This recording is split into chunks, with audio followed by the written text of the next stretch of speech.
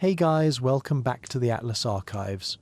Tonight, we're visiting Denmark, a kingdom that somehow turned getting thoroughly defeated by Prussia into the secret of sustainable happiness. Picture this: a collection of flat islands and peninsulas where the weather is reliably unreliable, the bicycles outnumber the people, and a concept called hygge has convinced the world that strategic candle placement is the key to civilization. This is the land of Vikings who traded their longships for wind turbines, and medieval kings who discovered that losing territory might actually be the smartest foreign policy move in European history. Drop a comment letting us know where you're listening from, especially if you're somewhere warmer than Denmark, which statistically includes most places. And if tonight's journey through Danish pragmatism and renewable energy helps you drift off, consider subscribing for more historical bedtime stories. So dim the lights, grab something cozy, and let's explore how a small kingdom at the edge of nowhere became the world's most surprising success story. Chapter 1: Origins and Viking Heritage. Our story begins not with kings or conquests, but with ice. Lots and lots of ice. During the last ice age, what we now call Denmark was buried under glacial sheets so thick that if you stacked all the IKEA instruction manuals ever printed, you'd still need about 10,000 more layers to match their height. As these glaciers retreated around 12,000 years ago, they carved out the landscape we know today, leaving behind the rolling hills, fertile plains, and countless islands that would shape Danish identity for millennia to come. The first humans to call Denmark home were nomadic hunters who arrived around 12,500 years ago. These hardy souls followed the retreating ice, probably thinking they'd found the perfect spot for a summer vacation that lasted several thousand years. They were part of what archaeologists call the Hamburgian culture, and while they didn't leave behind any 5-star reviews of their Danish experience, they did leave stone tools and evidence of reindeer hunting that suggests they were quite satisfied with their choice of real estate. By 8000 BCE, Denmark had become considerably more hospitable, though still lacking decent coffee shops. The Maglemosian culture emerged, named after a bog where archaeologists first discovered their remains. These people were the true pioneers of Danish innovation, developing sophisticated fishing techniques, creating beautiful bone and antler tools, and mastering the art of living in harmony with the abundant forests and wetlands.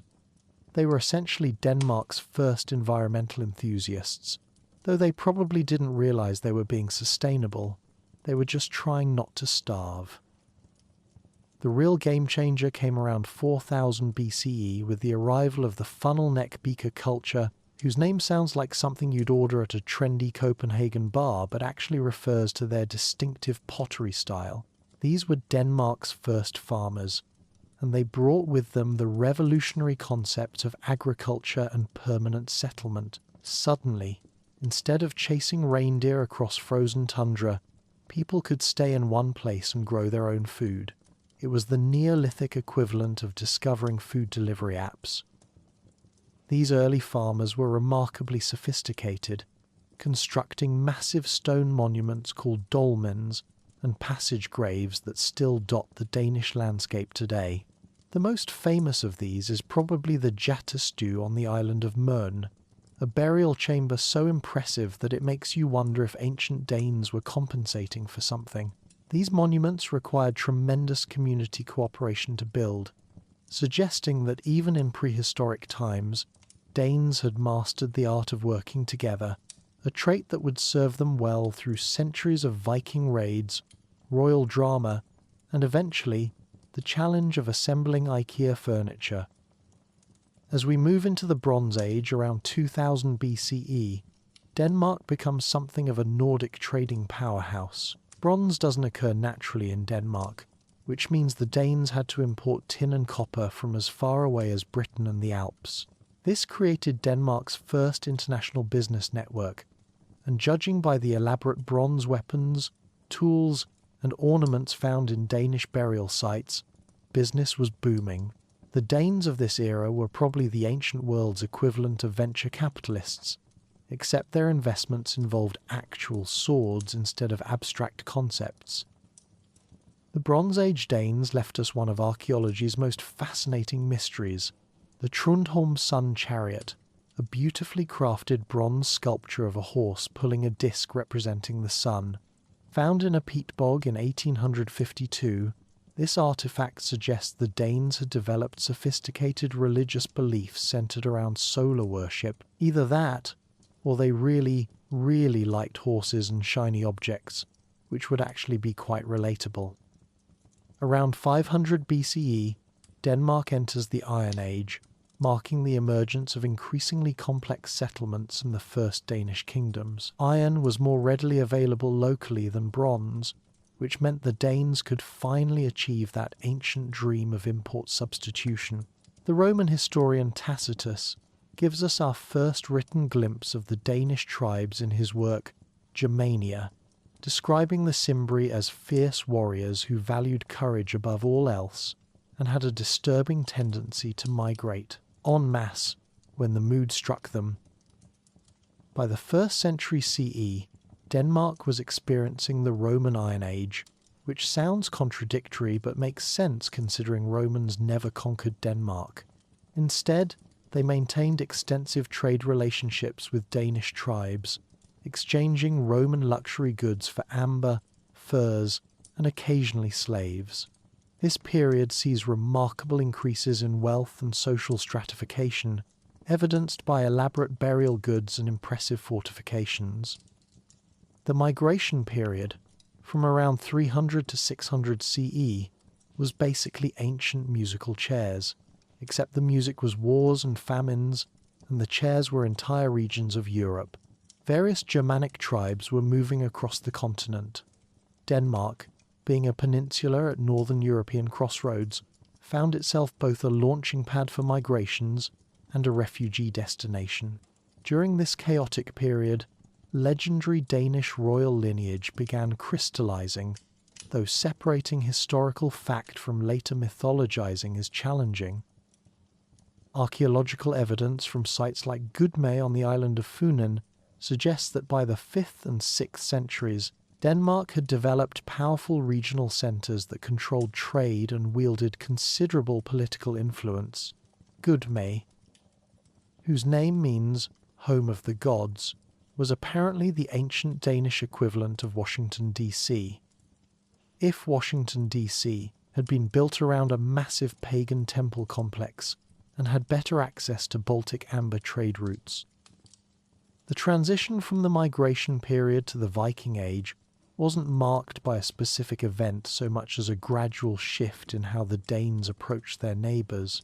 Where previous generations had been content with trade and the occasional raid, the Danes of the 8th century began developing the maritime technology and organisational capabilities that would make the Viking Age possible.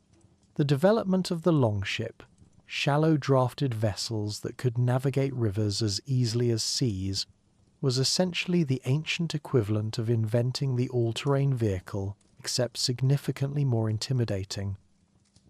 The first recorded Viking raid is traditionally dated to 793 CE, when Norse raiders attacked the monastery at Lindisfarne off the English coast. The Anglo-Saxon Chronicle records the event with the kind of understated panic that only the English can manage. In this year, terrible portents appeared over Northumbria and miserably frightened the inhabitants. The chronicler goes on to describe whirlwinds, lightning, and dragons flying through the air, which either means the Vikings had excellent PR departments or the English were really not prepared for what was coming. While the Lindisfarne raid was carried out by Norwegian Vikings, the Danes were quick to recognise a promising business model when they saw one. Danish raids on England began in earnest in the early 800s, and what started as quick hit-and-run operations for plunder gradually evolved into systematic campaigns of conquest. the Danes approached Viking raids with the same methodical efficiency they brought to everything else, turning what had been opportunistic piracy into something resembling a military-industrial complex. The Great Army, or Mysel here as the Anglo-Saxons called it, landed in England in 865 under the leadership of Ivar the Boneless and his brothers. Despite his unfortunate nickname, which historians debate was either a reference to a physical condition or a poetic way of saying he was incredibly flexible in battle, Ivar proved to be a brilliant military strategist. The Great Army wasn't just raiding, it was conquering, establishing permanent settlements and fundamentally altering the political landscape of England. By 870, the Danes controlled most of northern and eastern England in what became known as the Danelaw. This wasn't just military occupation, it was massive colonization that brought Danish law, culture, and language to English soil.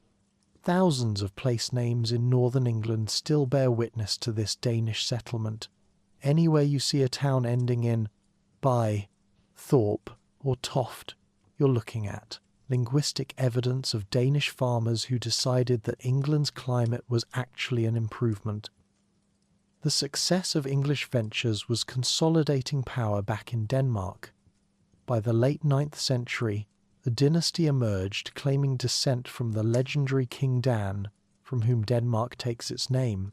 The first historically verifiable king of unified Denmark was Gorm the Old, who ruled from around 930 to 958 CE.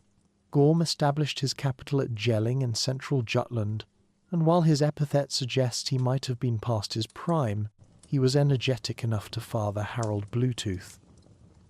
Harold Bluetooth, who ruled from approximately 958 to 987, truly put Denmark on the medieval map. His nickname came from a prominent dead tooth that appeared dark, which shows that even Viking kings had dental problems. Harold's greatest achievement was introducing Christianity to Denmark, fundamentally altering Danish civilization. His famous Jelling stones proclaim, "Harold made these monuments in memory of Gorm, his father, and Thyra, his mother, that Harold, who won for himself all of Denmark and Norway and made the Danes Christian." The Christianization of Denmark wasn't overnight, and Harold's motives were probably as political as spiritual. By converting to Christianity, Harold aligned Denmark with the Holy Roman Empire and other Christian powers, providing diplomatic advantages and trade opportunities. Christian kings had church backing, medieval Europe's most powerful international organization. It was essentially the medieval equivalent of joining NATO, except with more cathedrals. Harold's reign saw major developments in Danish infrastructure and military organization. He constructed circular fortresses called Trelleborgs across Denmark, demonstrating impressive engineering sophistication. These weren't just defensive positions, they were administrative centres that projected royal power across the kingdom. The late 10th and early 11th centuries marked the height of Danish power during the Viking Age. Under Sweyn Forkbeard and Knut the Great, Denmark briefly became the centre of a North Sea empire that included England, Norway, and parts of Sweden. This was Denmark's moment as a medieval superpower, when Danish kings collected tribute from English peasants and Scandinavian jarls alike. Sweyn Forkbeard's conquest of England in 1013 culminated decades of Danish pressure. The English king Ethelred the Unready had been paying enormous amounts of Danegeld to keep Viking raiders at bay. Sweyn apparently decided that if the English were willing to pay so much to keep the Danes away, England must be worth conquering outright. It was sound economic logic, even if it involved considerable violence. When Sweyn died suddenly in 1014, his son Knut inherited not just Denmark but also a claim to the English throne. Knut's reign marked the high point of Danish medieval power, with his empire stretching from the Arctic Circle to the English Channel. He was sophisticated enough to rule his various kingdoms according to their own laws and traditions, making him one of the more enlightened medieval conquerors. The North Sea Empire didn't long survive Cnut's death in 1035, primarily because medieval communications made governing scattered territories incredibly challenging. Without modern technology, managing an empire across northern Europe required exceptional administrative genius, and Cnut's heirs apparently lacked it. By 1042, England had reverted to Anglo-Saxon rule, and Denmark was once again just Denmark, albeit a very wealthy Denmark. The end of the Viking Age is traditionally marked around 1066. The last great Danish attempt at conquering England came under Sweyn Estridsson, who launched numerous raids throughout the 1060s but never achieved lasting conquest. By 1070, the age of Viking expansion was ending, partly because intended victims had gotten better at defending themselves, and partly because Christianity was making casual violence increasingly problematic. As the 11th century closed, Denmark found itself in an interesting position. The country had accumulated enormous wealth during the Viking Age, established strong monarchy, and developed sophisticated administrative systems. Danish culture had been fundamentally transformed by contact with the wider European world, and the kingdom was poised to become a major medieval player. The wild raiding days were over, but the organizational talents that made those raids successful were about to find new outlets in medieval diplomacy, trade, and statecraft.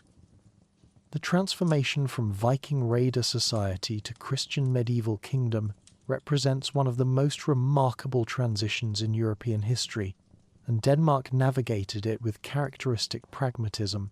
Rather than clinging nostalgically to old ways, the Danes adapted to new realities while maintaining their essential character: resourceful, practical, and never quite as impressed with themselves as their neighbours thought they should be.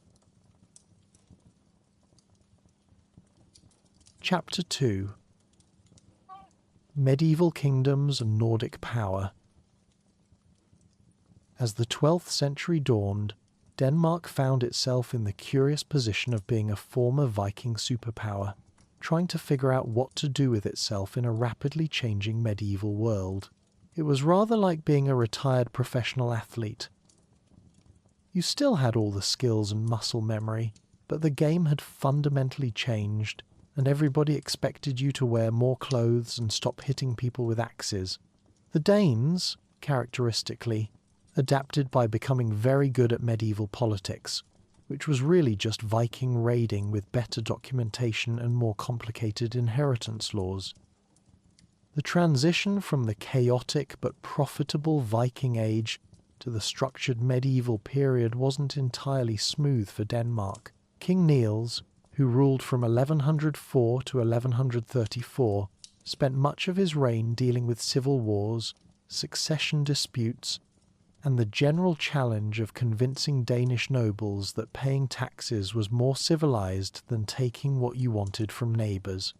Niels's reign was marked by dynastic violence that would make modern soap opera writers weep with envy, including the murder of his own nephew, Knud Lavard, which triggered a civil war lasting decades. The resolution came with Waldemar the Great, who became king in 1157 and finally brought stability to Denmark. Waldemar was the kind of medieval ruler who understood that sustainable power came from intelligent administration rather than constant warfare, though he wasn't above occasional strategic conflict when diplomacy failed. Waldemar's reign marked the beginning of Denmark's golden age of medieval expansion, but this time the expansion was more organised and less randomly violent than the Viking raids of previous centuries. Instead of showing up unannounced with longships and demanding tribute, the Danes now employed sophisticated military campaigns with clear strategic objectives. It was the difference between being a pirate and being a professional army, though the end result for their enemies was often disappointingly similar from their perspective. The target of much Danish attention during this period was the Slavic peoples along the southern and eastern shores of the Baltic Sea. These regions, inhabited by tribes like the Wends, Rugians, and Pomeranians, represented both a military challenge and an economic opportunity. They were pagan, which gave Danish expansion a convenient religious justification, and they controlled trade routes that the Danes very much wanted to access. It was medieval realpolitik with a Christian veneer, which was basically the standard operating procedure for 12th century European power politics. The Danish crusades against the Slavic tribes were organized with the kind of methodical efficiency that had made Viking raids so effective, except now they had papal blessing and better siege equipment. Waldemar the Great, working in alliance with the Saxon Duke Henry the Lion, launched systematic campaigns that gradually brought the entire southern Baltic coast under Danish influence. The island of Rügen, sacred to the Slavic god Svantovit, fell to Danish forces in 1168, and with it went much of organized Slavic resistance in the region. The architect of much of Denmark's Baltic success was Archbishop Absalon, one of those remarkable medieval figures who combined deep religious conviction with ruthless political pragmatism. Absalon was essentially Denmark's medieval equivalent of a strategic defense consultant, except he wore elaborate religious vestments and could excommunicate people. He founded Copenhagen in 1167 as a strategic stronghold, apparently recognizing that controlling the entrance to the Baltic Sea was the key to regional power. The fact that this swampy fishing village would eventually become one of Europe's most important cities suggests that Absalon had excellent real estate instincts. Under Waldemar's successors, Knud VI and Waldemar II, known as Waldemar the Victorious, Danish power reached its medieval zenith. Waldemar II was particularly ambitious, extending Danish control all the way to Estonia and establishing Denmark as the dominant Baltic power. At its height in the early 13th century, the Danish realm included not just the Danish islands and Jutland, but much of what is now northern Germany, Estonia, and parts of Latvia. It was an impressive empire, though maintaining control over such scattered territories would prove to be just as challenging for medieval Danish kings as it had been for their Viking predecessors. The high point of Waldemar II's reign was probably the Battle of Lindenice in 1219, where Danish forces defeated an Estonian army.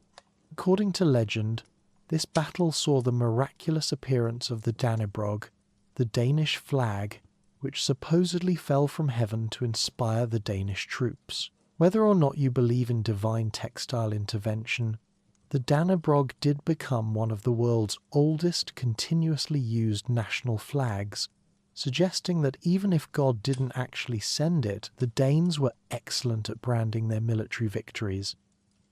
However, medieval empires built on military conquest had a tendency to unravel when the military conquest stopped going well, and Denmark learned this lesson the hard way. In 1223, Waldemar II was kidnapped by Count Henry of Schwerin while hunting on the island of Leo. This wasn't your typical medieval diplomatic incident.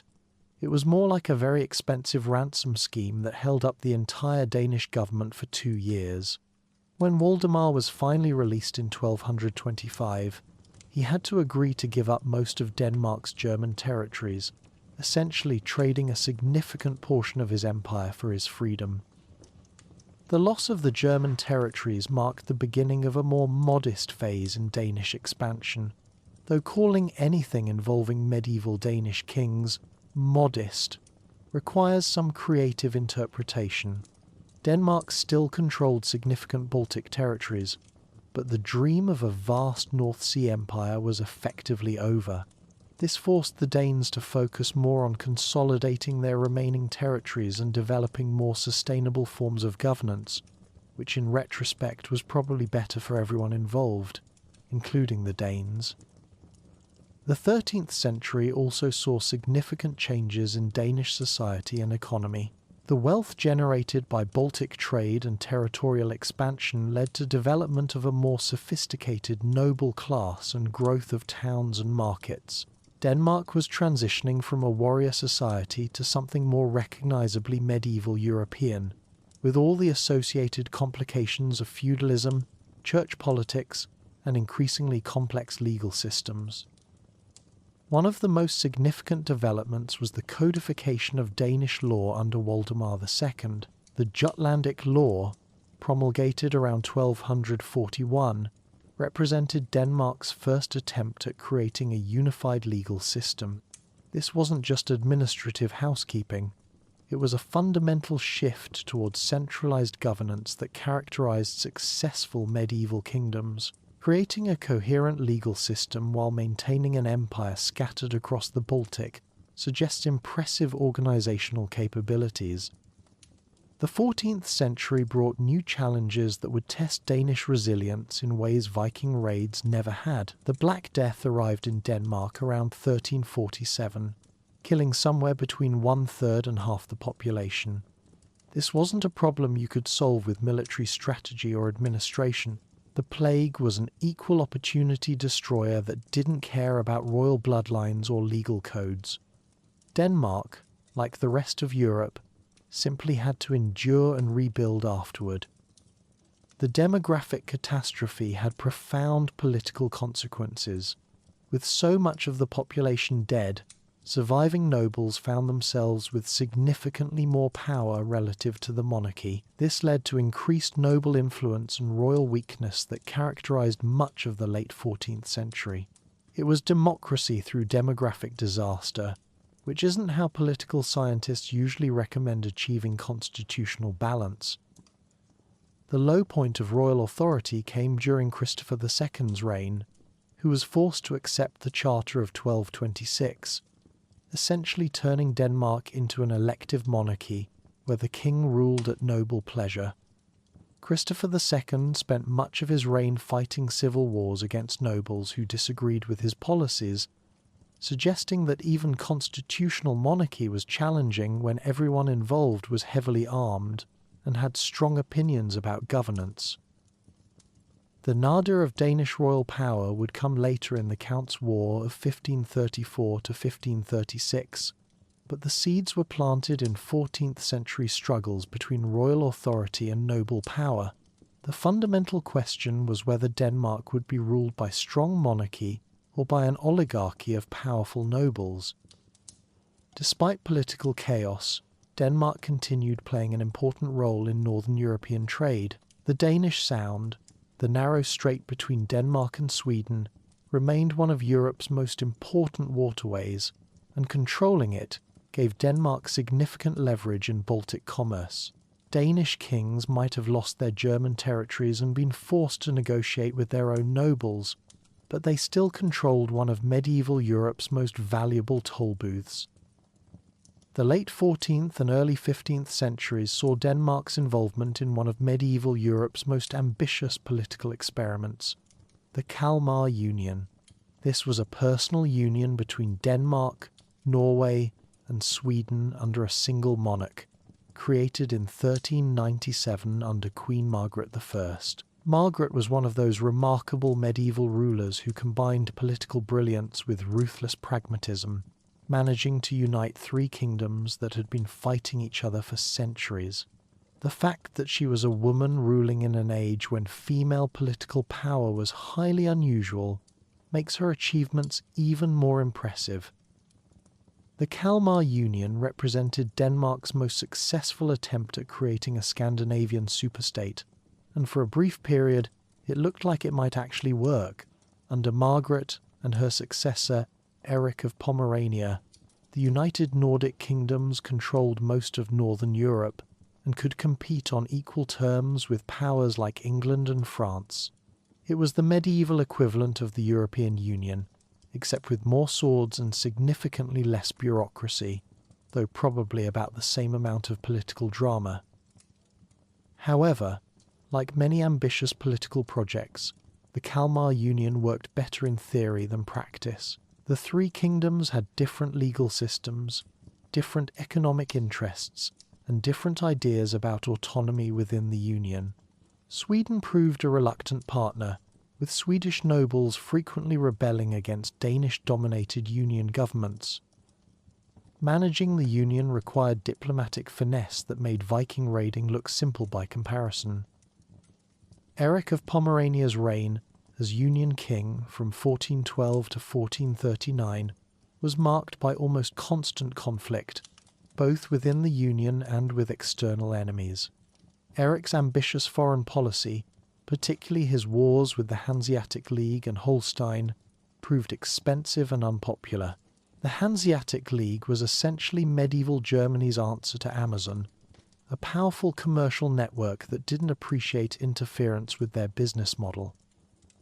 The conflict with the Hanseatic League was particularly problematic because it disrupted the Baltic trade central to Danish prosperity. Medieval kingdoms needed trade revenue to function, and when your foreign policy interferes with your primary income source, you're essentially engaged in economic self-sabotage. Eric's wars might have been strategically justified, but they were fiscally disastrous. By the 1430s, Eric's unpopularity had reached the point where all three Union kingdoms were in rebellion against his rule. In 1439, Eric was forced to abdicate, and the Union crown passed to his nephew, Christopher of Bavaria. This was medieval democracy in action, though the voting process involved considerably more armed conflict than modern elections. Christopher of Bavaria's reign from 1440 to 1448 was marked by attempts to restore stability to the Union, though his early death cut short any chance of success. The fundamental problem wasn't bad leadership so much as structural incompatibility. Governing three distinct kingdoms with different interests through a single monarch was like managing three different companies through one CEO, except the employees were armed. Christopher's death in 1448 effectively ended the unified Kalmar Union. Sweden elected its own king, Karl Knutsson, while Denmark and Norway chose Christian I of Oldenburg. This split represented the triumph of national identity over supranational political organisation, marking the end of Denmark's last realistic chance at creating a Scandinavian empire. Christian I's reign from 1448 to 1481 saw Denmark adapting to its reduced circumstances with characteristic pragmatism. Rather than attempting to restore the Union by force, Christian focused on consolidating Danish and Norwegian territories while maintaining diplomatic relations with independent Sweden. This was mature statecraft that prioritized sustainable governance over military glory. The late 15th century saw important developments in Danish culture and learning. The University of Copenhagen was established in 1479, making Denmark one of the first Scandinavian countries to have its own institution of higher learning. This represented cultural independence that suggested Denmark was confident in its intellectual traditions to compete with established universities in Paris, Oxford, and Bologna. As the 15th century closed, Denmark had evolved from a Viking raider kingdom into a sophisticated medieval state that balanced military capability with diplomatic finesse, economic development with political stability, and regional ambitions with practical limitations. The kingdom had survived the Black Death, navigated the complexities of the Kalmar Union, and established itself as a significant Northern European power. The Danes had learned that sustainable success required adaptation, compromise, and occasionally admitting that original plans weren't working, valuable lessons for any nation, medieval or modern. Chapter 3: Imperial Ambitions and Reformation. The 16th century dawned on a Denmark that was about to experience one of the most profound transformations in its history. A religious revolution that would fundamentally alter not just what Danes believed, but how their entire society was organised. The Protestant Reformation that swept across Northern Europe didn't just change Danish theology, It provided Danish kings with the perfect excuse to solve their chronic financial problems by confiscating church property. It was spiritual renewal combined with practical real estate acquisition, which is perhaps the most Danish approach to religious reform imaginable. The broader European context made Danish religious transformation almost inevitable. Martin Luther's 95 Theses, posted in Wittenberg in 1517, had set off a theological earthquake that was reshaping Christianity across northern Europe. German Lutheran ideas filtered into Denmark through trade connections, university contacts, and the inevitable movement of ideas across porous medieval borders. By the early 1520s, Lutheran concepts were circulating in Danish cities and universities, creating intellectual ferment that challenged traditional Catholic authority. The immediate catalyst for Denmark's religious transformation was the spectacular failure of King Christian II, who managed to make himself so universally hated that he was deposed by his own uncle Frederick in 1523. Christian II had shown early promise by supporting Lutheran reformers, but he undermined any goodwill by allowing his Dutch mistress De Vecchi to essentially run the kingdom's finances while he busied himself alienating every noble family in Scandinavia. His Stockholm bloodbath massacre of Swedish nobles in 1520 was probably the final straw. Frederick I, who reluctantly accepted the Danish crown in 1523, had promised the Catholic bishops he would suppress Lutheran heresy, but like many politicians, he discovered that campaign promises and governing reality were two entirely different things. Frederick quickly realized that supporting Lutheran reforms gave him leverage against the Catholic Church's political power. The most important reformer was Hans Tausen, a former monk known as the Luther of Denmark, who enjoyed royal protection while spreading Protestant ideas throughout the kingdom. Frederick's approach to religious reform was typically Danish in its pragmatic subtlety. Rather than dramatically breaking with Rome, he simply stopped enforcing Catholic orthodoxy while officially maintaining neutrality. This allowed Lutheran ideas to spread organically while avoiding violent religious conflicts tearing apart other parts of Europe.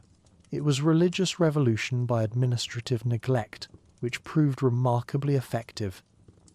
When Frederick died in 1533 without clearly designating a successor, Denmark faced a succession crisis that would determine both the country's religious future and political structure. The Catholic-dominated council wanted Frederick's younger son Hans, who was only 12 and could be raised Catholic, while Protestant nobles supported Frederick's older son Christian, who had already introduced Lutheranism to his duchies of Schleswig and Holstein. The resulting Counts' War lasted from 1534 to 1536 and represented the final confrontation between Catholic and Protestant factions. The conflict was complicated by Lübeck's intervention, hoping to restore the exiled Christian II and regain control over Baltic trade routes. Christian, the Protestant claimant, demonstrated remarkable military skill, securing noble support, defeating peasant uprisings, and systematically besieging his opponent's strongholds. When Copenhagen finally surrendered in summer 1536, Christian had won both throne and the right to implement comprehensive reforms. Christian III's first act was arresting all Catholic bishops and confiscating church property, a move both spiritually motivated and financially necessary. The war had been expensive, and the vast church estates represented the largest available source of revenue. The formal establishment of Lutheranism came on October 30th, 1536, at an assembly in Copenhagen that not only confirmed Lutheran orthodoxy, but also fundamentally restructured the relationship between church and state. To organize the new Lutheran Church, Christian III recruited Johannes Bugenhagen, one of Martin Luther's closest associates, who arrived in Copenhagen in 1537. Bugenhagen helped draft the church ordinance that would govern Danish Lutheranism, establishing a system that balanced religious orthodoxy with royal control. This was no mere administrative exercise. It represented the creation of a completely new religious infrastructure that would shape Danish spiritual and cultural life for centuries. The confiscation of church lands created an enormous pool of property that Christian III used strategically to reward loyal nobles and fund government operations. Monasteries became schools, cathedral revenues supported royal projects, and former church estates were redistributed to create a new class of nobles loyal to the crown rather than to Rome. This transformation wasn't just about money. It represented a fundamental shift in how Danish society was organized and where power resided. The success of the Danish Reformation created the foundation for Denmark's most ambitious period of expansion since the Viking Age. With church revenues flowing to the royal treasury and religious unity strengthening royal authority, Danish kings found themselves with both the resources and the ideological justification for aggressive foreign policies. Denmark was becoming a confident Protestant power, ready to challenge Catholic Habsburg dominance and compete with Sweden for Baltic supremacy. Under Frederick II, who ruled from 1559 to 1588, Denmark fought the Northern 7 Years' War against Sweden.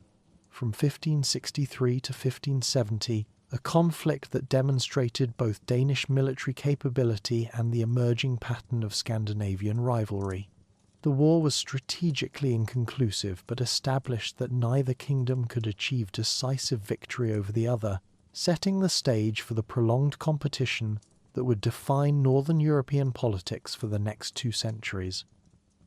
Christian's early military adventures were relatively successful. The Kalmar War against Sweden from 1611 to 1613 ended with Danish victory, establishing that Denmark could compete militarily with Sweden. This encouraged Christian to believe Danish power was rising, leading to his disastrous decision to intervene in the 30 Years' War.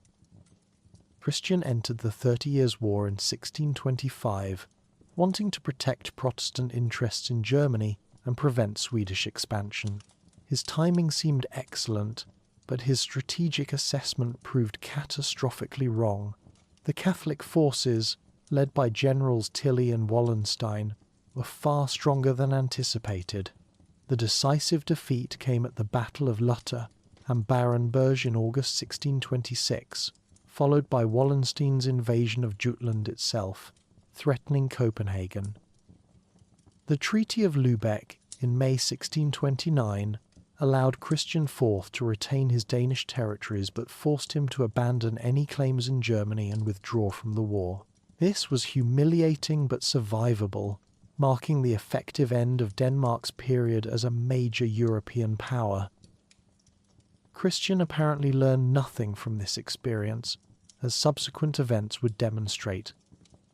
Christian IV attempted to rebuild Danish prestige through economic development and cultural patronage, founding new cities and commissioning magnificent buildings that transformed Copenhagen into one of Northern Europe's most beautiful capitals.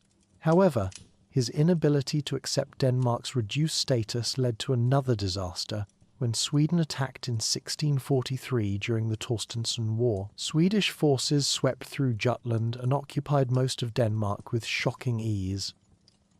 The Treaty of Brömsebro in 1645 marked Denmark's definitive fall from great power status. Sweden acquired strategic islands, gained exemption from sound tolls, and effectively ended Danish control over the Baltic. Christian IV had transformed Denmark from a regional power into essentially a Swedish client state. By his death in 1648, he had thoroughly discredited royal leadership and left the kingdom financially ruined and politically demoralized. Christian's son, Frederick III, inherited a kingdom that was financially ruined, militarily defeated, and politically demoralized. The traditional Danish nobility had been thoroughly discredited by their inability to provide effective military leadership during the various disasters of Christian IV's reign. The country was ripe for fundamental political transformation, though few observers could have predicted the dramatic changes about to reshape Danish governance completely. The crisis that triggered Denmark's political revolution came with the Second Northern War, when Swedish forces invaded Danish territory yet again in 1658. Charles X Gustav of Sweden had decided to eliminate Denmark entirely, and his army crossed the frozen sea between Sweden and Denmark in one of military history's most audacious manoeuvres. However, this final assault produced an unexpected result. It unified Danish society in a way that decades of royal mismanagement had failed to achieve. Frederick III chose to remain in Copenhagen rather than flee to safety, declaring he would die in his nest rather than abandon his people.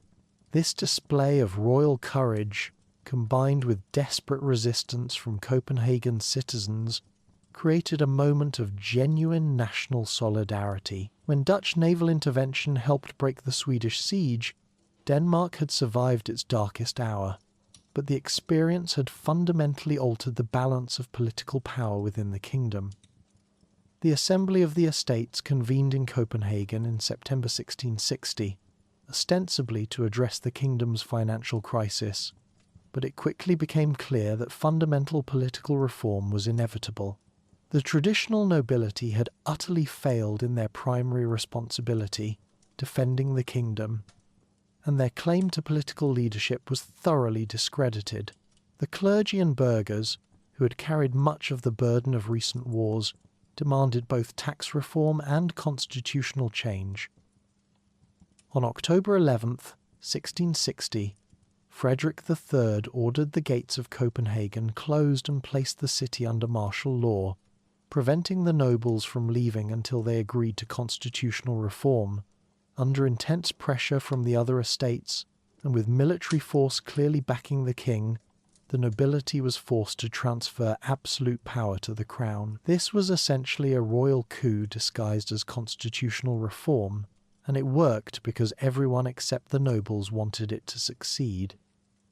The legal foundation for Danish absolutism was established with the King's Law, or Kongeloven of 1665, written by Peter Schumacher, Frederick III's brilliant secretary. This document was remarkable for being Europe's only written constitution for an absolute monarchy, establishing the king's unlimited authority over legislation, administration, military affairs, and religious matters. The King's Law made Denmark arguably the most absolute monarchy in Europe, quite an achievement for a kingdom that had nearly ceased to exist just a few years earlier. The transformation to absolute monarchy represented a complete reversal of traditional Danish political culture, which had been based on noble participation in governance and royal acceptance of constitutional limitations. The new system concentrated all power in the monarch while creating a professional bureaucracy to manage the kingdom's affairs. Former noble privileges were abolished, church independence was eliminated, and royal will became the only source of legitimate authority. The success of Danish absolutism under Frederick III and his successors proved that centralized monarchy could be remarkably effective when properly organized and competently administered. The kingdom's finances were stabilized through systematic taxation, military organization was improved with professional officers and standardized equipment, and administrative efficiency was dramatically enhanced through the creation of specialized government departments. More importantly, absolute monarchy ended the destructive conflicts between crown and nobility that had paralyzed Danish government during the late Renaissance. The new absolutist system also facilitated Denmark's emergence as a colonial power, with Danish trading companies establishing footholds in India, Africa, and the Caribbean. The Danish East India Company founded Tranquebar in southern India in 1620, while Danish West Indies ventures created profitable sugar plantations worked by enslaved Africans. These overseas enterprises, while modest compared to Dutch or English operations, demonstrated Denmark's ability to participate in global commerce and compete in the emerging Atlantic economy. As the 17th century drew to a close, Denmark had completed one of the most remarkable transformations in European history. The kingdom that had begun the century as an ambitious but ultimately unsuccessful competitor for great power status had evolved into a well-governed absolute monarchy that prioritized internal development over external expansion. The disasters of Christian IV's reign had taught important lessons about the dangers of unrealistic ambition, while the introduction of absolute monarchy had provided the political framework necessary for effective governance. Denmark had learned, often painfully, that sustainable success required matching aspirations to capabilities, a lesson that would serve the kingdom well in the challenges ahead.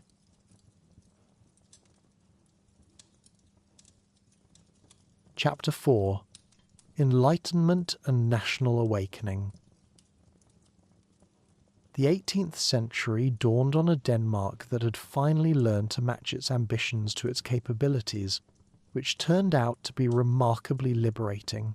After the dramatic political transformation of the 1660s, the kingdom had settled into stable absolute monarchy that allowed Danish society to develop culturally and economically without constant distraction of military disasters. It was perhaps the first time since the Viking Age that Danes could focus on building rather than conquering, which proved a much more sustainable approach to national greatness. For most of the early 18th century, Denmark enjoyed the unusual luxury of peace, while most of Europe engaged in various succession wars and dynastic conflicts. This was partly shrewd foreign policy that avoided unnecessary entanglements, and partly because Denmark had learned through painful experience that its military resources were better used for defence than conquest.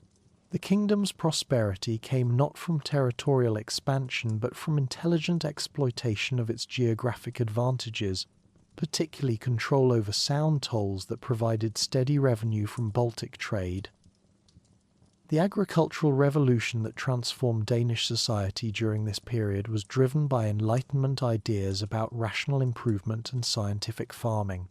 Influenced by French physiocrats who believed national wealth came from agriculture rather than trade, Danish reformers began implementing systematic changes to rural life. The movement gained momentum in 1755 when freedom of the press was granted for economic and agricultural topics, unleashing passionate debates about everything from crop rotation to peasant welfare. It was probably the first time agricultural techniques became subjects for heated public discourse, proving that Danes could get excited about almost anything if it might improve efficiency. The most significant aspect of the Danish agricultural revolution was not technological innovation, but social transformation.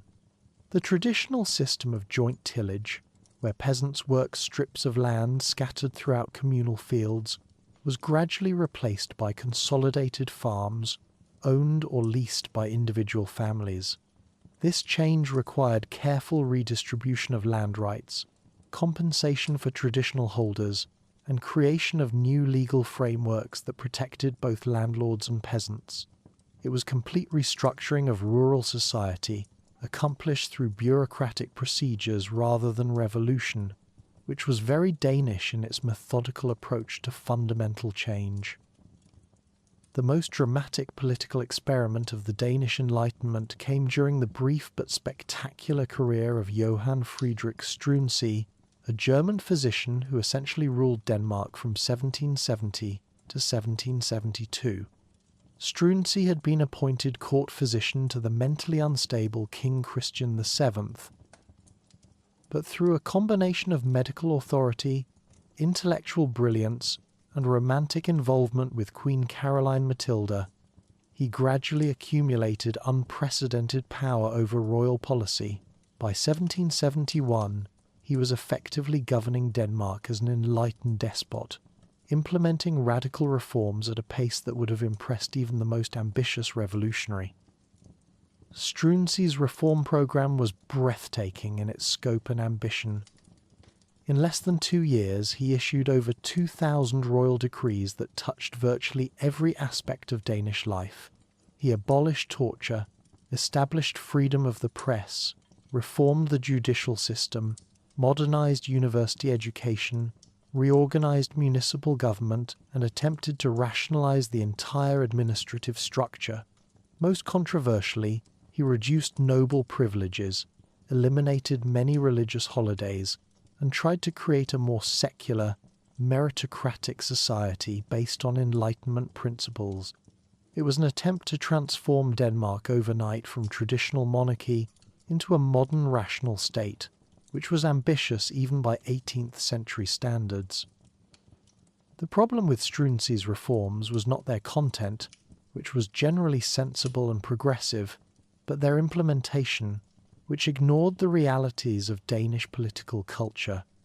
Struensee was German, spoke no Danish, and showed little interest in understanding traditional Danish customs or institutions. He approached reform as an intellectual exercise rather than a political process, assuming that rational policies would automatically gain popular support once their benefits became apparent. This was a fundamental misunderstanding of how political change actually works, particularly in societies with strong traditional loyalties and established interest groups. The reaction against Struensee began building almost immediately, and combined genuine political opposition with personal resentment, religious conservatism, and anti-foreign sentiment. Danish nobles were furious about losing their privileges, conservative clergy objected to secularization, and common people were confused by rapid changes they didn't understand or request. Most damagingly, Struensee's personal relationship with Queen Caroline Matilda provided his enemies with a scandal that could be used to destroy his political credibility. In January 1772, a conspiracy led by the Queen's stepmother succeeded in having Struensee arrested on charges of adultery and treason. Struensee's trial and execution in April 1772 was a spectacular public drama that demonstrated both the possibilities and limitations of enlightened reform in 18th century Europe.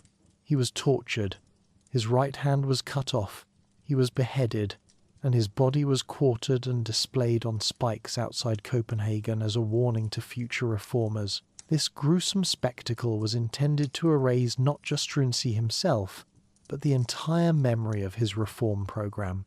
Most of his decrees were immediately repealed, and Denmark entered a period of conservative reaction that lasted for over a decade. However, the ideas that had motivated Struensee's reforms didn't disappear with his execution. Enlightenment thinking continued to spread among educated Danes, particularly in Copenhagen's growing middle class, and among reform-minded nobles who had supported gradual change. The fundamental questions that Struensee had raised about government efficiency, social equality, and rational administration remained relevant even after his dramatic failure. By the 1780s, a new generation of Danish leaders was ready to attempt more careful approaches to modernization. The breakthrough came in 1784 when Crown Prince Frederick, later King Frederick VI, gained effective control over government policy and appointed reform-minded ministers who shared his vision of gradual modernization. This new approach to enlightened government was much more successful than Struensee's radical experiment because it worked within existing institutions rather than attempting to replace them entirely. The reforms of the 1780s and 90s addressed the same issues that had concerned Struensee, but they were implemented slowly, with careful attention to public opinion and with respect for Danish cultural traditions. The most significant achievement of this later reform period was the gradual abolition of serfdom, accomplished through a series of measures between 1788 and 1797 that freed Danish peasants from bondage to landed estates. This was a remarkable social transformation that eliminated one of the most fundamental inequalities in Danish society, and it was accomplished without violent upheaval or economic disruption. Danish peasants gained personal freedom, the right to move between employers, legal protection against arbitrary treatment, and eventually the opportunity to purchase their own land. It was probably the most successful peasant emancipation in 18th century Europe, achieved through careful planning and gradual implementation rather than revolutionary decree. The success of Danish agricultural and social reforms during the late 18th century created a foundation for the cultural renaissance that would define Danish intellectual life during the early 19th century. Freedom of expression, combined with rising literacy rates and growing prosperity, fostered the development of distinctively Danish literature, philosophy, and artistic traditions. The emergence of Danish nationalism during this period wasn't based on military conquest or political expansion, but on cultural achievement and social progress, which proved to be a much more sustainable foundation for national identity. This period of peaceful development and internal improvement was shattered by the outbreak of the Napoleonic Wars, which forced Denmark back into the dangerous world of European great power politics, just when the kingdom had found a comfortable role as a prosperous neutral state. Denmark's initial strategy was to remain neutral, while profiting from trade with all belligerents, a policy that had worked successfully during previous conflicts, but proved impossible to maintain as the Napoleonic Wars escalated into a struggle for European hegemony. Both Britain and France began demanding that neutral powers choose sides, making Denmark's traditional neutrality increasingly untenable. The crisis came to a head in 1807, when British intelligence suggested that Napoleon was pressuring Denmark to join his continental system and pledge its fleet to French service. The Danish fleet, though much smaller than it had been during the 17th century, still represented a significant naval force that could tip the balance in northern European waters. Rather than wait for Denmark to make a decision, the British government decided to act preemptively, launching a massive military operation designed to capture or destroy the Danish fleet before it could fall into French hands. The British bombardment of Copenhagen from September 2nd to 5th, 1807, was one of the most controversial military actions of the Napoleonic period. British forces surrounded the city with 27,000 troops, while Royal Navy ships subjected the Danish capital to intensive artillery bombardment using conventional cannons and the new Congreve rockets. The bombardment destroyed roughly 3/4 of Copenhagen, killed thousands of civilians, and created fires that burned for days because most of the population had fled, and there weren't enough people left to fight the blazes effectively. It was essentially the first modern aerial bombardment of a civilian population, achieved with 18th century technology. The Danish government, completely unprepared for such an assault, was forced to surrender both the city and the entire Danish fleet to prevent further destruction. The British seized 64 Danish warships, including 18 ships of the line and 11 frigates, essentially eliminating Denmark's naval capabilities in a single stroke. This was exactly what the British had intended to prevent Napoleon from achieving, but the method they chose turned Denmark from a neutral observer into an active French ally. King Frederick VI had little choice but to join Napoleon's continental system after the British had attacked Copenhagen without provocation. Denmark's alliance with France proved to be a catastrophic miscalculation that brought economic ruin, territorial losses, and national humiliation. The British imposed a naval blockade that cut off trade between Denmark and Norway, causing severe food shortages and economic disruption throughout the kingdom. Danish attempts to maintain commerce through the continental system only made things worse, as the kingdom was forced to subsidize French military operations while receiving little support in return. By 1813, the financial strain had become unsustainable, and Denmark was forced to declare bankruptcy, becoming one of the first European states to collapse economically under the pressures of the Napoleonic Wars. The final disaster came in 1814 with the Treaty of Kiel, which forced Denmark to cede Norway to Sweden in compensation for Swedish support against France. This territorial loss was devastating, not just strategically but psychologically, as it ended a union that had lasted over 4 centuries and reduced Denmark from a dual monarchy to a small German peninsula with a few scattered islands. Norway represented nearly half of Denmark's population and territory, and its loss fundamentally altered the kingdom's place in European politics. Denmark had essentially paid the price for Napoleon's defeat while gaining nothing from his earlier victories. The period following the Napoleonic Wars marked a fundamental shift in Danish political culture, as the kingdom was forced to reconceptualize its national identity and international role. The military and territorial disasters had thoroughly discredited the absolute monarchy's foreign policy capabilities, while the economic chaos created demands for political reform that could no longer be ignored. At the same time, the loss of Norway created space for the development of a more cohesive Danish national identity, as the remaining territories were more ethnically and culturally homogeneous than the previous dual monarchy. The economic recovery that began in the 1820s was built on the agricultural reforms of the previous century and a new focus on intensive farming techniques that maximized production from Denmark's limited territorial base. Danish agriculture became increasingly specialized in dairy and meat production for export to Britain, creating prosperity that was more sustainable than the trade-dependent wealth of earlier periods. The development of cooperatives, agricultural education, and scientific farming methods turned Denmark into one of Europe's most efficient agricultural producers, proving that intensive development could compensate for limited territorial extent. The political transformation that accompanied economic recovery was gradual but fundamental, as absolute monarchy slowly gave way to constitutional government through a series of reforms extending from the 1830s to the 1840s. The establishment of provincial assemblies in 1834 gave wealthy citizens advisory roles in government, while growth of a free press and public debate created pressure for broader political participation.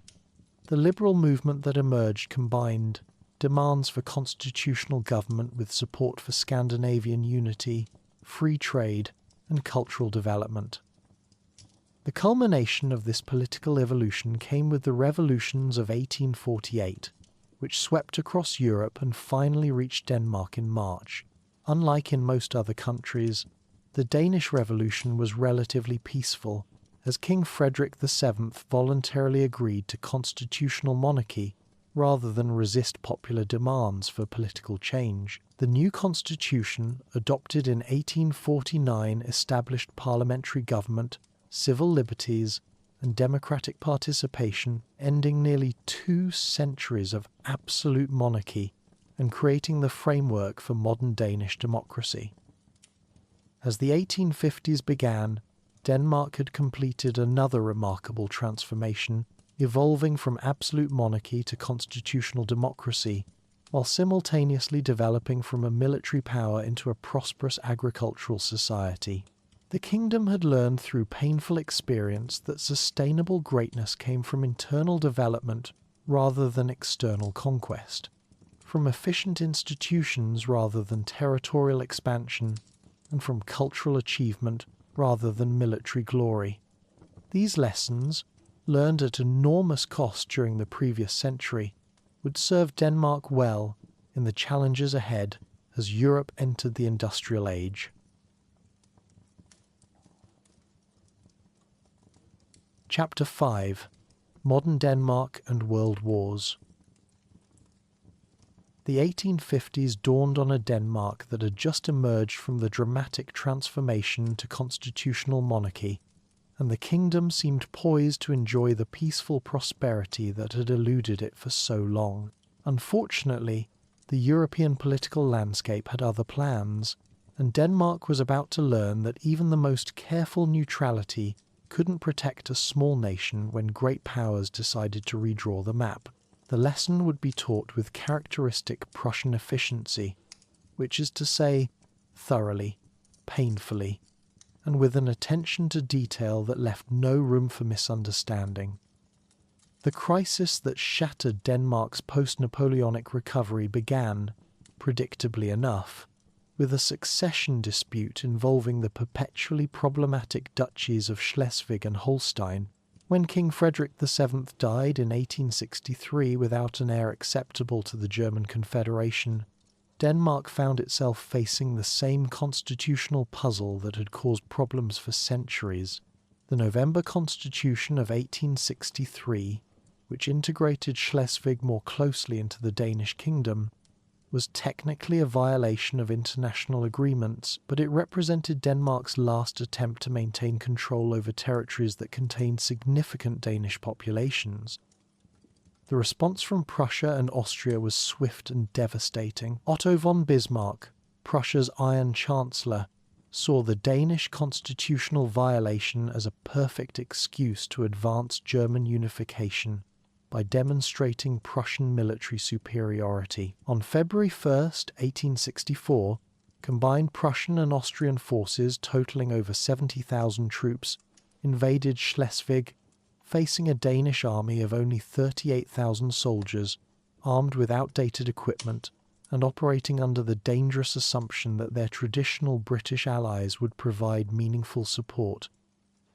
The Second Schleswig War was a military disaster that unfolded with clockwork precision, demonstrating the vast gap between Danish hopes and Danish capabilities. The famous Danevirke fortification, which had protected Denmark from southern invasions since Viking times, proved utterly inadequate against modern Prussian artillery and military engineering. Danish forces were forced to abandon this historic defensive line within days, retreating northward in freezing weather that killed soldiers from hypothermia, even as Prussian forces pursued them relentlessly across the Schleswig landscape. The decisive engagement came at Livable, where Danish forces made their final stand on April 18, 1864. The fortress, which had become a symbol of Danish determination to resist German expansion, fell after a brutal siege that demonstrated both Danish courage and Danish military obsolescence. The Prussians employed the latest artillery techniques and siege warfare tactics, systematically destroying Danish defensive positions before launching the final assault that overwhelmed the remaining defenders. It was modern warfare conducted against an army that was still fighting with essentially 18th century methods. The Treaty of Vienna, signed on October 30th, 1864, represented one of the most catastrophic territorial losses in Danish history. Denmark was forced to cede the duchies of Schleswig, Holstein, and Lauenburg to Prussia and Austria, losing 40% of its territory and reducing its population from 2.6 million to 1.6 million people. Most painfully, this included approximately 200,000 Danish-speaking inhabitants of North Schleswig, who found themselves living under German rule despite their clear preference for remaining Danish. It was ethnic cleansing accomplished through international treaty, which was unfortunately a common feature of 19th century European diplomacy. The psychological impact of the 1864 disaster proved even more significant than the territorial losses. The defeat thoroughly discredited Denmark's traditional approach to foreign policy, which had relied on great power protection and diplomatic maneuvering rather than military capability. The national trauma was summed up in the famous Danish motto that emerged from this period: "What is lost externally must be gained internally," which represented a fundamental shift from expansionist ambitions to intensive domestic development. It was essentially Denmark's decision to stop trying to punch above its weight class and focus on becoming the best possible version of itself within realistic limitations. This inward turn produced remarkable results that would define modern Danish identity for the next century. The agricultural revolution that had begun earlier in the century accelerated dramatically, transforming Denmark into one of Europe's most efficient food producers, despite its limited territorial base. The development of cooperative societies, scientific farming methods, and specialized dairy production created prosperity that was more sustainable than the military adventures and territorial expansion that had characterized previous periods of Danish greatness. It turned out that making excellent butter and bacon was more reliable than trying to conquer your neighbours, which was probably a lesson that other countries could have benefited from learning. The social and political reforms that accompanied agricultural modernisation created what would become known as the Nordic model of democratic governance. The expansion of popular education, the development of folk high schools, and the growth of cooperative institutions fostered a civic culture that emphasised equality, social solidarity, and democratic participation. Denmark was essentially inventing modern social democracy through practical experimentation, creating institutions that balanced individual freedom with collective responsibility in ways that would influence progressive political movements across Europe and North America. When World War I erupted in 1914, Denmark had learned enough from the 1864 disaster to maintain strict neutrality despite enormous pressure from both sides. The kingdom's geographic position made neutrality challenging, as control of Danish waters was crucial for German access to the Baltic, while British naval supremacy required cooperation from neutral shipping. Denmark managed to navigate these competing demands through careful diplomacy and the kind of pragmatic flexibility that had become a Danish specialty, proving that small nations could survive great power conflicts if they were smart about it. Danish neutrality during World War I was successful enough to produce significant benefits when the conflict ended. The 1920 plebiscite in North Schleswig, held as part of the post-war settlement, allowed the Danish-speaking population to vote on their national allegiance. The northern portion voted overwhelmingly to rejoin Denmark, finally reuniting families and communities that had been separated by the 1864 defeat.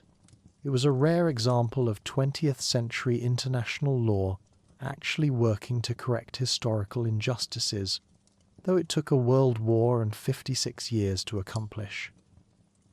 The interwar period saw Denmark developing into a prosperous social democracy that balanced economic modernization with extensive welfare provisions. The Social Democratic Party, which came to dominate Danish politics during this era, created comprehensive systems of unemployment insurance, old age pensions, and public health care that provided security for workers while maintaining competitive market economics.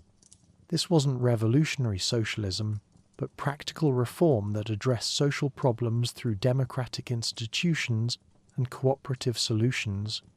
It was essentially socialism with Danish characteristics, which meant it was efficient, pragmatic, and not particularly interested in ideological purity. However, Denmark's carefully constructed neutrality collapsed completely when World War II began, demonstrating that the international system had become even more dangerous than it had been in 1864. Adolf Hitler's Germany was not interested in respecting neutral rights or negotiating reasonable accommodations with small neighbours. On April 9, 1940, German forces invaded Denmark and Norway, simultaneously in Operation Weserübung, a coordinated assault designed to secure Germany's northern flank and prevent British intervention in Scandinavia. The German invasion of Denmark was accomplished with shocking efficiency that made the 1864 defeat look prolonged by comparison. Danish resistance lasted approximately 6 hours before King Christian X ordered a ceasefire to prevent civilian casualties and the destruction of Danish cities. This was realistic assessment rather than cowardice. Denmark's military forces were completely inadequate to resist the German war machine, and futile resistance would have accomplished nothing except getting Danish soldiers and civilians killed to no purpose. Sometimes the most courageous decision is recognizing when fighting is hopeless and preserving your people for better opportunities. What followed was one of the most unusual occupations of World War II, as Germany initially allowed Denmark to maintain its government, political institutions, and domestic autonomy, while controlling foreign policy and military affairs. This arrangement reflected German recognition that Denmark could be more useful as a cooperative food producer than as a conquered territory requiring extensive military administration. For the first 3 years of occupation, most Danes could continue their daily lives with relatively little interference, creating an ambiguous situation that complicated post-war narratives about collaboration and resistance. The Danish approach to occupation was characterized by the same pragmatism that had defined the kingdom's response to previous crises. The government's cooperation policy aimed to preserve Danish institutions and protect the population while accommodating German demands that couldn't be safely refused. This included agreeing to the formation of the Free Corps Denmark, which sent Danish volunteers to fight on the Eastern Front, and banning the Communist Party at German request.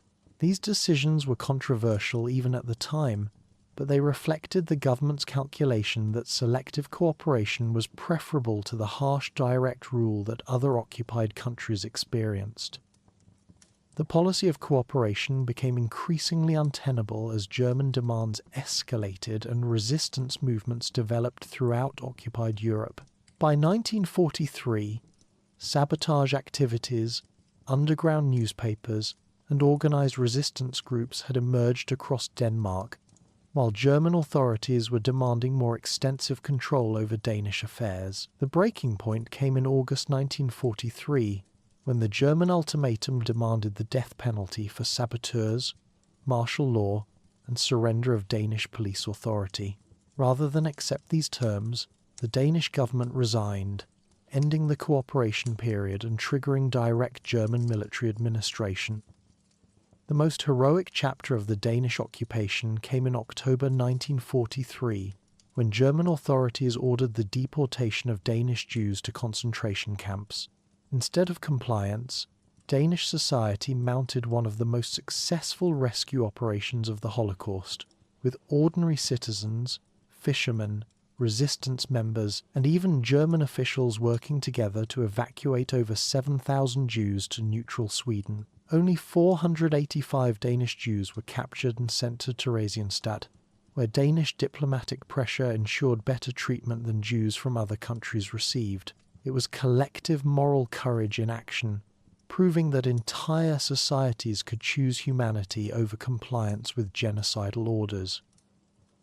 The Jewish rescue operation demonstrated something fundamental about Danish society that had developed over centuries of dealing with external pressures: the capacity for practical solidarity that transcended political divisions and social hierarchies.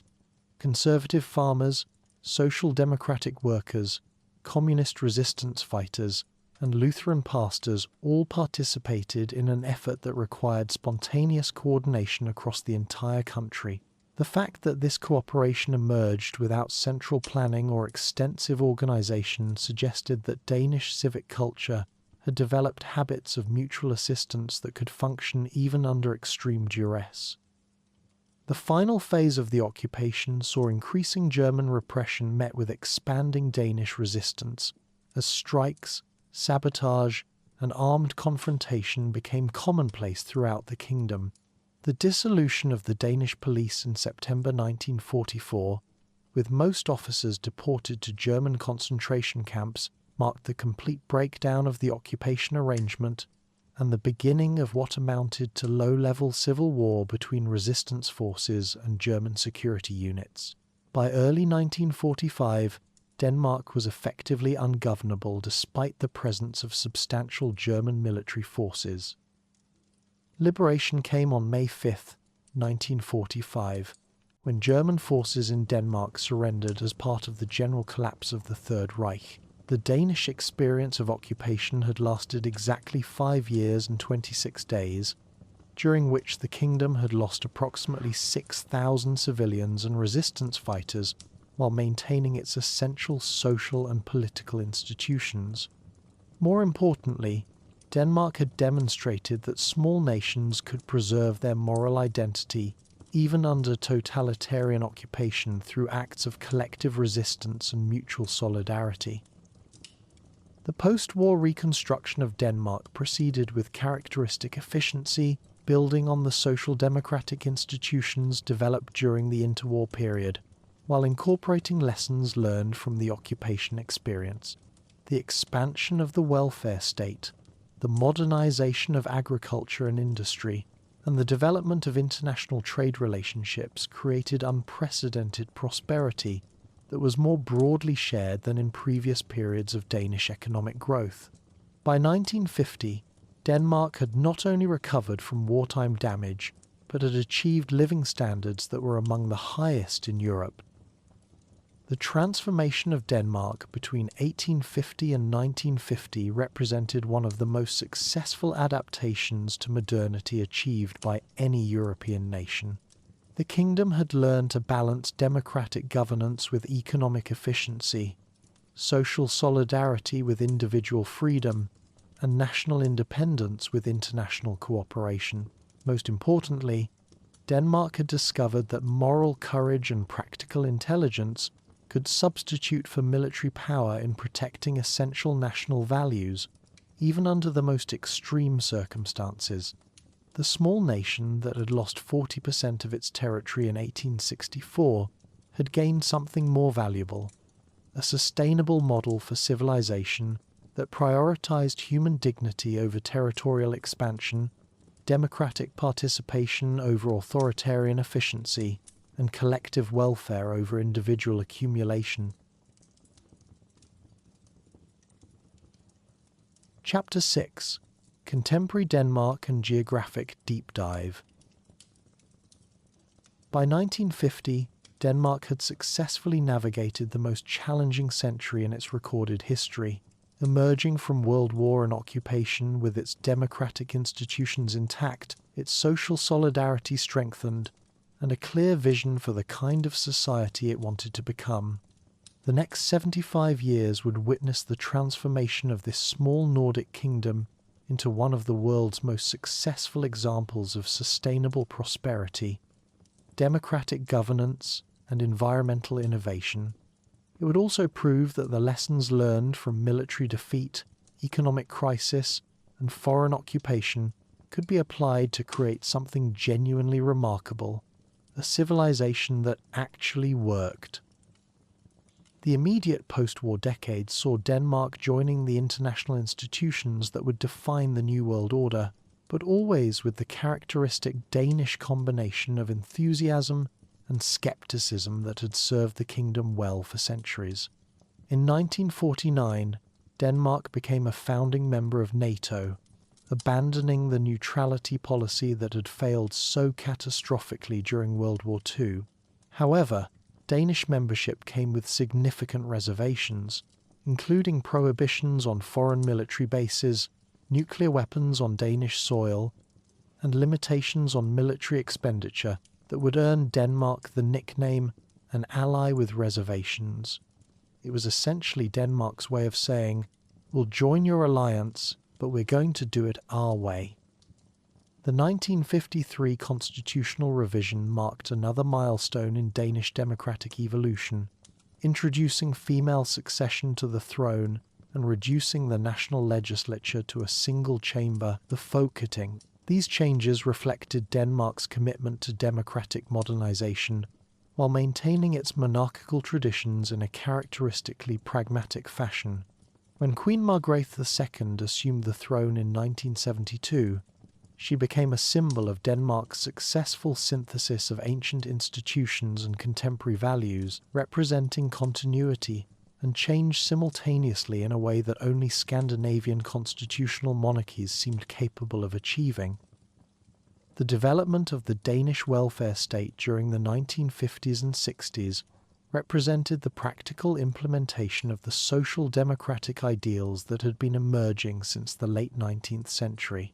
Denmark created one of the world's most comprehensive social safety nets, providing universal healthcare, generous unemployment benefits, extensive public education, and old age pensions that guaranteed dignity for all citizens regardless of their economic circumstances. The key innovation was that these programs were designed to promote rather than discourage work and economic activity. creating what would become known as the Nordic model of capitalism with a human face. Denmark's entry into the European Economic Community in 1973 represented a fundamental shift in the kingdom's relationship with the continent, moving from the historic pattern of vulnerability to great power politics toward active participation in European integration. However, Danish membership was characteristically cautious, with significant opt-outs from European Union policies on defence cooperation, monetary union, citizenship, and justice and home affairs. These reservations reflected the Danish determination to maintain sovereignty over essential national decisions while participating in the economic and political benefits of European cooperation. The oil crises of the 1970s proved to be another of those external shocks that periodically forced Denmark to reinvent itself, this time with consequences that would ultimately transform global approaches to energy production. Denmark's dependence on imported oil made the country extremely vulnerable to price shocks and supply disruptions, leading to the kind of economic emergency that had historically preceded Danish innovation and adaptation. The government response was characteristically systematic. Implement energy conservation measures immediately, invest heavily in research and development of alternative energy sources, and create policies that would make Denmark energy self-sufficient within a generation. The Danish commitment to wind energy development, beginning in the 1970s, represented one of the most successful examples of long-term strategic planning in modern history. Drawing on traditional Danish expertise in engineering and the country's abundant wind resources, Denmark systematically developed wind turbine technology from experimental prototypes to global industrial leadership. By 2024, wind energy provided nearly half of Denmark's electricity consumption, and Danish companies like Vestas and Ørsted had become global leaders in renewable energy technology and offshore wind development. This energy transition was not merely about replacing oil with wind power. It was about demonstrating that small nations could lead technological revolutions that would eventually transform global energy systems. Denmark proved that environmental sustainability and economic prosperity were not competing goals but complementary strategies for long-term success. The country's development of district heating systems, combined heat and power plants, and energy-efficient building standards created a model of sustainable development that other nations would eventually adopt. The end of the Cold War in 1989 allowed Denmark to reduce its defence expenditures and focus even more resources on social and environmental programs. The 1990s saw continued expansion of the welfare state, investments in education and research, and the development of Danish expertise in areas like biotechnology, pharmaceuticals, and information technology. Denmark was essentially proving that the creative economy and the welfare state could reinforce each other rather than compete for resources, creating a virtuous cycle of innovation and social prosperity. However, the new millennium brought challenges that tested Danish social cohesion in ways that military occupation and economic crisis had not. Immigration from non-European countries, particularly Muslim nations, created cultural tensions that complicated Denmark's traditional assumptions about social solidarity and cultural homogeneity. The debate over immigration policy revealed fault lines in Danish society that had been hidden by the relative cultural uniformity of previous generations, leading to the rise of populist political movements and policies that international observers criticized as inconsistent with Danish values of tolerance and inclusion. The Danish response to these immigration challenges reflected the same pragmatic approach that had characterized the kingdom's historical adaptations to external pressures. Rather than allowing cultural conflict to undermine the welfare state, Denmark implemented policies that emphasized integration, language learning, and job training for immigrants, while maintaining generous social benefits for those who participated in Danish society. It was an approach that prioritized social cohesion and shared values over multiculturalism, reflecting Danish beliefs that successful immigration required active adaptation by newcomers rather than passive accommodation by the host society. Contemporary Denmark has also grappled with the challenges of globalization and European integration while maintaining its distinctive social and economic model. The kingdom has successfully adapted its welfare state to accommodate international competition, technological change, and demographic shifts, without abandoning the fundamental commitment to equality and social solidarity that defines Danish identity. This has required constant policy innovation, from active labour market programs that help displaced workers find new employment to investments in education and research that maintain Danish competitiveness in the global knowledge economy. The Danish concept of hygge, which gained international attention in the 21st century, represents something deeper than the cosy lifestyle aesthetic that foreign observers often emphasize. Hygge embodies the Danish approach to balancing individual fulfillment with social responsibility, finding satisfaction in simple pleasures while maintaining commitment to collective welfare. It's essentially the cultural expression of a society that has learned to create prosperity without sacrificing human values, demonstrating that success can be measured by quality of life rather than mere economic accumulation. Now, to understand how Danish society developed these distinctive characteristics, we must examine the geographical foundations that have shaped this remarkable civilization. Denmark's location at the maritime crossroads between Scandinavia and continental Europe has been the crucial factor in Danish history, providing both opportunities and challenges that required constant adaptation and innovation.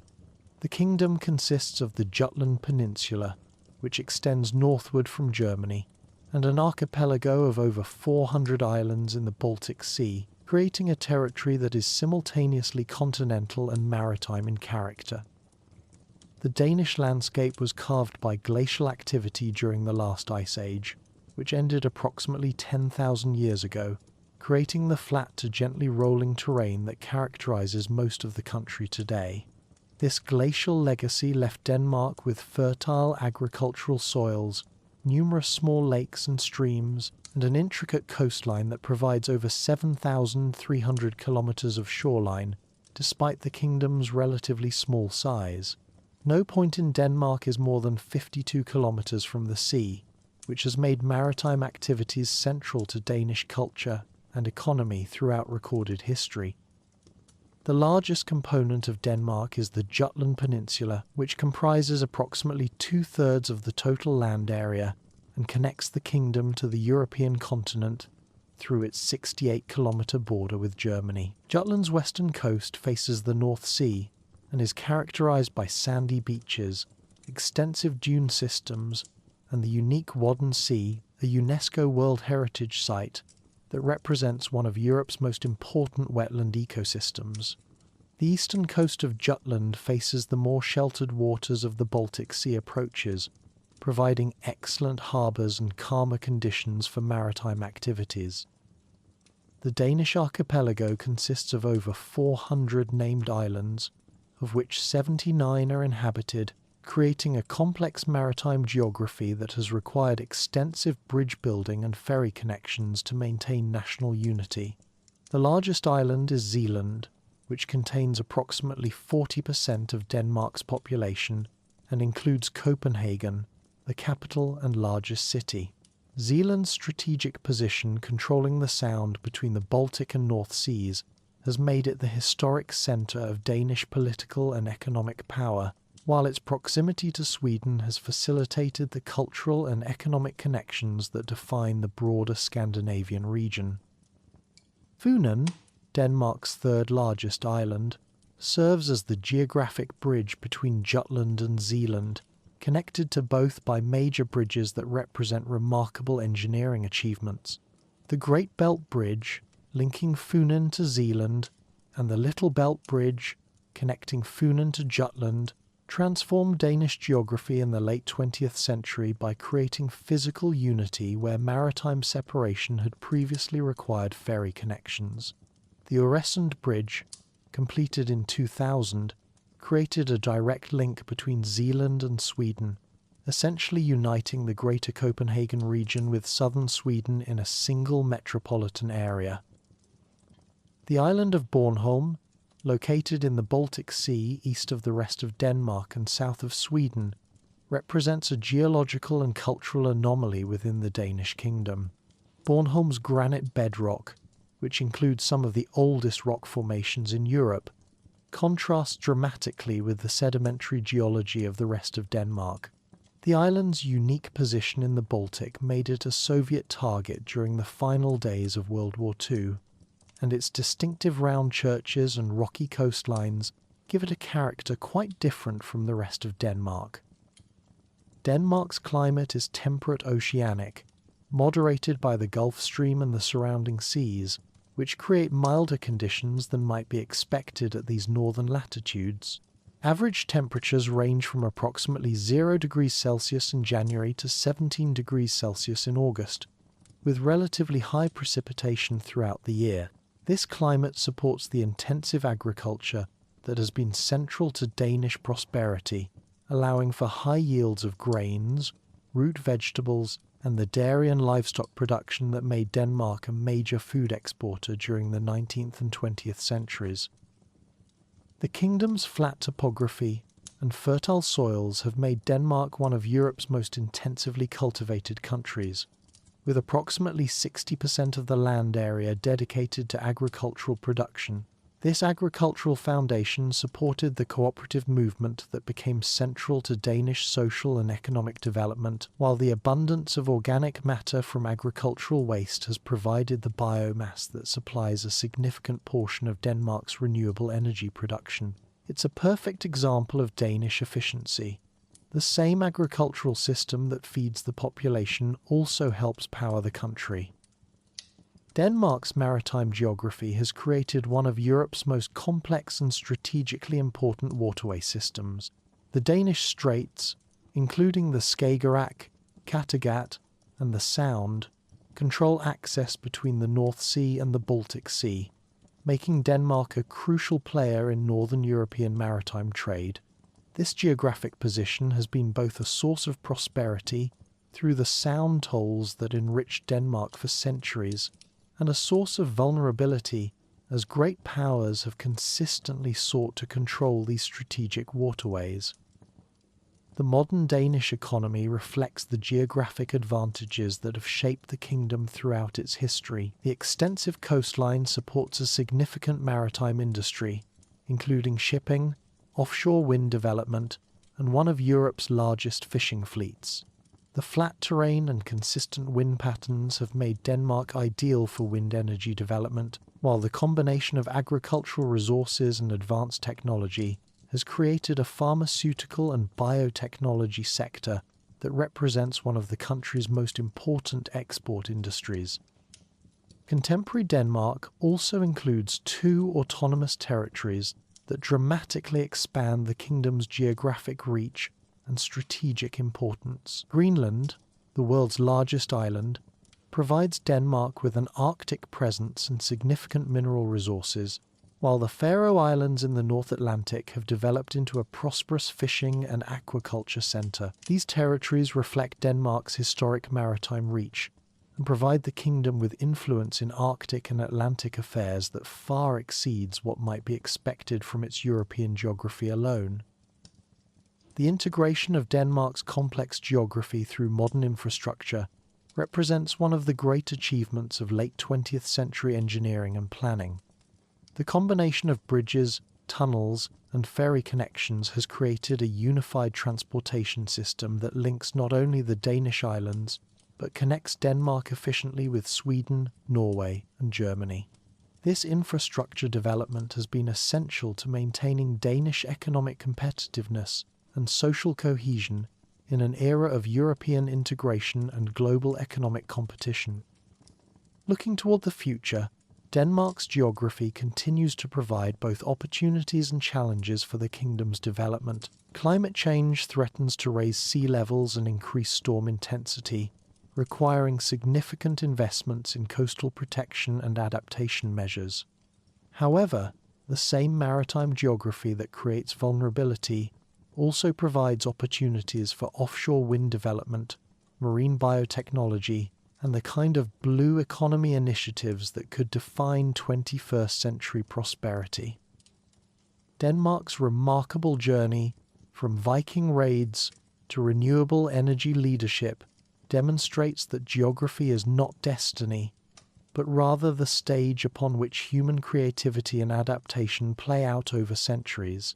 The Danish success story represents the triumph of intelligence over force, cooperation over competition, and long-term thinking over short-term advantage.